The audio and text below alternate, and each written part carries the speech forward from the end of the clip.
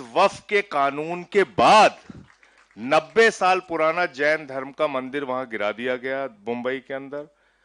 बोध गया में लड़ाई चल रही है कि वहां पे भी कमेटीज में उनके जबरदस्ती गैर बौद्ध को उसमें शामिल किया गया है।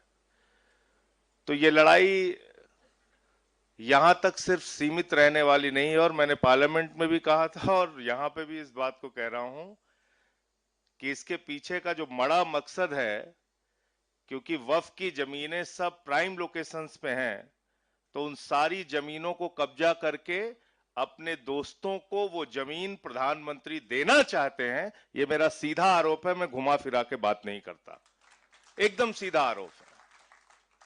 और ये इसके पीछे का मकसद यही है, और आगे यही चर्च के साथ होगा, मंदिरों के साथ होगा। अयोध्या में अडानी को 23,000 एकड़ जमीन रक्षा विभाग की दी गई है। उसमें 2 बाबाओं का भी नाम है। आपने एक कानून इस देश के अंदर बनाया, अभी हमारे साथी सांसद संविधान की बात करके गए। संविधान में कुछ आपको मौलिक अधिकार दिए गए जिसमें कहा गया कि इसमें कोई परिवर्तन नहीं होगा, ये तो आपका फंडामेंटल राइट्स है। और संविधान की धारा 25 से लेकर 28 तक 29 तक यह बताती है कि हिंदुस्तान में रहने वाले हर नागरिक को अपनी धार्मिक मान्यताओं के हिसाब से पूजा करने की, अर्चना करने की, उपासना करने की, इबादत करने की, प्रेयर करने की, गुरु ग्रंथ साहब का पाठ करने की पूरी आजादी है, और अपनी धार्मिक संपत्तियों के प्रबंधन की पूरी आजादी है। इसमें कोई नरेंद्र मोदी और कोई बीजेपी वाला कुछ नहीं कर सकता। यह कानून हमको बाबा साहब डॉक्टर भीमराव अंबेडकर के द्वारा लिखे गए संविधान से मिला है। और यह बिल एक गैर संवैधानिक बिल है, इसलिए हम इसका विरोध कर रहे हैं। ये एक अनकॉन्स्टिट्यूशनल बिल है। और अभी सिन्हा साहब जब यहां पे बोल रहे थे, वो कह रहे थे कि एक प्रोपेगेंडा फैलाया गया इस बिल के लाने के पहले पूरे देश में। हिटलर के प्रचार सचिव का जिक्र भी उन्होंने किया। क्या क्या कहा गया? मैं जेपीसी का मेंबर था वक्फ कमेटी में, तो कहा गया कि साहब जिस भी जमीन को मुसलमान चाहे उसको वक्फ घोषित कर दे, और वक्फ बोर्ड कहता है ये वक्फ हो गई तो वक्फ हो गई। तो जब वक्फ बोर्ड के लोग आए वहां पे और सेंट्रल गवर्नमेंट के भी ऑफिसर बैठे हुए थे, तो हमने कहा कि ऐसा है क्या? कहने लगे नहीं साहब। हमने कहा तो क्या प्रक्रिया है? तो कहने लगे कि जिसकी जमीन है वो एक फॉर्म भरेगा, उस फॉर्म को भर के देगा कि हम ये अपनी जमीन वक्फ करना चाहते हैं, और उसके बाद आपत्ति के लिए एक समय दिया जाएगा कि ये जमीन, इंस्पेक्टर उसको जांच करेगा, सर्वेयर उसकी जांच करेगा, और आपत्ति के लिए एक निश्चित समय दिया जाएगा कि अगर किसी को इस जमीन के दान में कोई आपत्ति है तो अपनी आपत्ति दर्ज करा सकता है। उसके बाद वो समय निकल जाने के बाद वो संपत्ति वक्फ में दर्ज की जाती है। ये प्रक्रिया है। हमने कहा दूसरा, कह रहे हैं साहब ये 6 महीने के अंदर कागज देना होगा। तो एक सुप्रीम कोर्ट का एफिडेविट मिला वहां पे, जेपीसी के मीटिंग के दौरान जावेद भाई थे, आपने देखा होगा। गवर्नमेंट ऑफ इंडिया ने, यानी कि भारत सरकार ने, नरेंद्र मोदी जी की सरकार ने 2022 में सुप्रीम कोर्ट में लिख के दिया है कि हिंदुस्तान की 99.2% संपत्ति ऑनलाइन हो चुकी है, वामसी पोर्टल पे इसको पड़ा डाल चुके हैं, ये सारी जांच हो चुकी है, ये सब पंजीकृत हो चुकी है, और ये सारी की सारी प्रॉपर्टी रजिस्टर्ड है, इसके कागजात चेक किए जा चुके। तो हमने कहा फिर आपको क्यों कागज चाहिए? और एक स्टेटमेंट मिला मुझे उस समय के जो मुख्तार अब्बास नकवी साहब मंत्री थे, उनका स्टेटमेंट था। उन्होंने कहा कि देश की 100% संपत्ति जो है वो डिजिटाइज्ड हो चुकी है, वक्फ की संपत्ति। फिर कागज किस बात के लिए आपको चाहिए? क्यों आप ये लाना चाहते हैं? इसके पीछे है मकसद झगड़ा कराने का। 100 साल पुराना, 150 साल पुराना, 300 साल पुराना किसी मंदिर का कागज भी आप मांग लेंगे, नहीं मिलेगा। मस्जिद का कागज मांग लेंगे, नहीं मिलेगा। किसी गुरुद्वारे का कागज मांग लेंगे, नहीं मिलेगा। चर्च का कागज मांग लेंगे, नहीं मिलेगा। तो आप इससे एक झगड़ा कराने की कोशिश कर रहे हैं ये कानून लाके कि आपको 6 महीने के अंदर कागज जमा करना पड़ेगा। दूसरी क्या खतरनाक बात इसमें लिखी है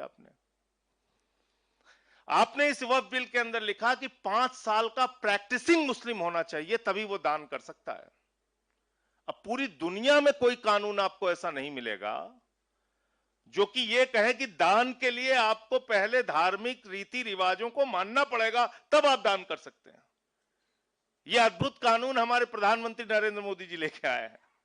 कह रहे हैं दान करना है तो 5 साल के लिए आप प्रैक्टिसिंग मुस्लिम बनो। तो हमने कहा भैया तय कैसे करोगे? मुसलमानों के घर में सीसीटीवी कैमरा लगाओगे कि 5 वक्त की नमाज पढ़ रहे हैं कि नहीं पढ़ रहे हैं, रोजा रह रहे हैं कि नहीं रह रहे हैं, जुमे की नमाज पढ़ी कि नहीं पढ़ी, इन्होंने कैसे आप तय करेंगे? और मैंने यहां पे, मैं फिर दोहरा रहा हूं, मैंने जो वहां पे कहा फिर से यहां कह रहा हूं, मैंने कहा कि कोई आदमी हिंदू धर्म का मानने वाला हो, कोई आदमी सिख धर्म का मानने वाला हो, ईसाई धर्म का मानने वाला हो, इस्लाम धर्म का मानने वाला हो, या किसी भी धर्म को न मानता हो, नास्तिक हो, उसको भी दान करने से आप कतई रोक नहीं सकते हैं। दान होता है अपनी जमीन का, अपनी प्रॉपर्टी का, कोई भी आदमी कर सकता है। तो ये आपने एक कानून इसमें जबरदस्ती का डाल दिया। दूसरा, उनको वक्फ बोर्ड के आमदनी की बड़ी चिंता है आप लोगों की कि साहब वक्फ बोर्ड की आमदनी नहीं हो रही है, और सच्चर की कमेटी की रिपोर्ट में कहा गया है कि 12,000 करोड़ रुपए की आमदनी हो सकती है अगर इसका सही ढंग से इस्तेमाल किया जाए वक्फ प्रॉपर्टीज का। तो मैंने कहा भाई ज्यादा मेहनत मत कीजिए, आप सिर्फ एक अडानी को पकड़ के लेके आइए, वो नीरव मोदी को पकड़ के लेके आइए, 20,000 करोड़ रुपए उससे वसूलिए और 12,000 करोड़ रुपए आप वक्फ बोर्ड को दे दीजिए, 8,000 करोड़ आप अपने पास रख लीजिए। लेकिन सच्चर कमेटी की रिपोर्ट इतनी सीमित नहीं है, उसको बहुत छोटा करके दिखाया जा रहा है।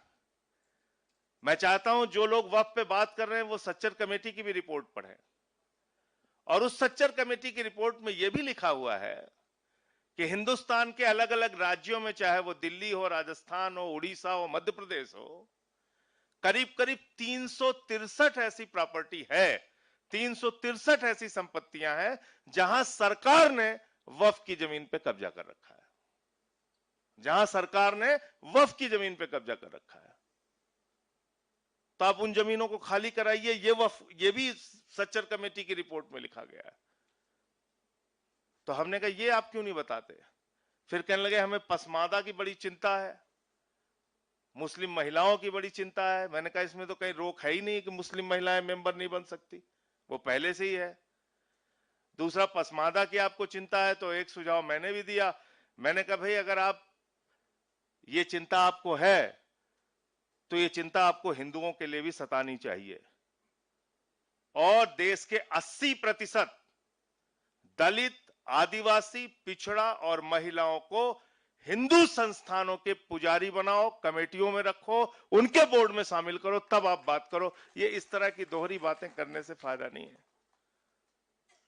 दो तरफा आप चाल चलेंगे ये ठीक नहीं है, और दो तरफा चाल हो रही है इस देश में। दो तरह के कानून का नजरिया है इस देश में। एक अली खान महमूदाबाद के मामले में है और एक विजय शाह के मामले में है। और मैं अदीब साहब से कहना चाहता हूं, आप कोई पोस्ट लिखते हैं, आप कठिन अंग्रेजी में मत लिखा कीजिए। कठिन अंग्रेजी में लिखेंगे तो मुश्किल हो जाएगी।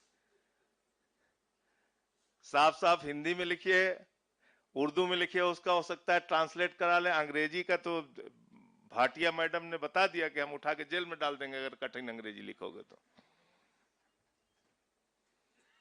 तो ये हो रहा है। तो मैं सिर्फ ये कहना चाहता हूं कि तानाशाही से जिस तरह से इस देश को चलाने की कोशिश की जा रही है वो ठीक नहीं है। और कई बार हमारे साथी जब इस बात को कहते हैं कि 1947 में हमने ये फैसला लिया यहां रुकने का, वो सुन के मुझे बहुत दुख होता है। कृपा करके ये कहना बंद कीजिए, ये आपका मुल्क था, है और रहेगा। इसको कर रहे हैं आप। यहाँ गुरुद्वारा भी है, चर्च भी है, मस्जिद भी है, मंदिर भी है। इसमें भी तो हम सब ने आपको देख लिया है ना कि आपने बोला क्या किया क्या। इसलिए उस पर भरोसा नहीं है, मुसलमानों को भरोसा नहीं है, मुस्लिम समुदाय को। यही वजह है कि वक्फ बिल का विरोध हो रहा है। और जितने भी सांसद हैं, चाहे वो हिंदू है, मुस्लिम है, सिख, ईसाई, सब लोग विरोध कर रहे हैं। आम आदमी पार्टी के सांसद संजय सिंह हैं, वो विरोध कर रहे हैं। बहुत सारे पूर्व सांसद वो कर रहे हैं, प्रोफेसर साहब कर रहे हैं, इकरा हसन जी कर रही हैं, और बहुत सारे लोग हैं। देखिए संभल के सांसद हैं, वो भी कर रहे हैं। तो कहीं ना कहीं ये लोग मूर्ख नहीं है, ये भी सांसद हैं, ये भी अक्लमंद है, ये भी पढ़े लिखे हैं, ये भी कानून जानते हैं। कानून बनाने के लिए लोगों ने भी इनको चुना है, पार्लियामेंट में भेजा है। तो भले ही आपका बल है, संख्या ज़्यादा है, तो आप इसको कर लेंगे, लेकिन इसका मतलब नहीं है। हम बहुत सारे वकील से हम भी बात कर रहे हैं कि जो दलीलें पेश की जा रही हैं कोर्ट के अंदर, सीजीआई बेंच के सामने, चाहे वो कपिल सिब्बल की तरफ से या तुषार मेहता की तरफ से, इस दलीलें का क्या मतलब है? वो कह रहे हैं ये धोखाधड़ी है, ये गलत है, जो हम फॉरवर्ड न्यूज़ के माध्यम से लोगों को दिखा भी रहे हैं। तो इतना कानूनी पेच में ना फंसाए कि लोग उलझनों में आ जाए, लोगों को समझ में ना आए कि ये बिल का क्या मतलब है, हक का क्या मतलब होता है, मालिकाना हक क्या होता है, खुदा के हक क्या होता है। तो इस चीज़ों पर ज़्यादा गुमराह ना करे। सरकार इस बिल को वापस ले, रद्द करे, क्योंकि लोगों के हक के लिए नहीं है, मुसलमानों के हक के लिए नहीं है। इसमें हमें अगरम बगरम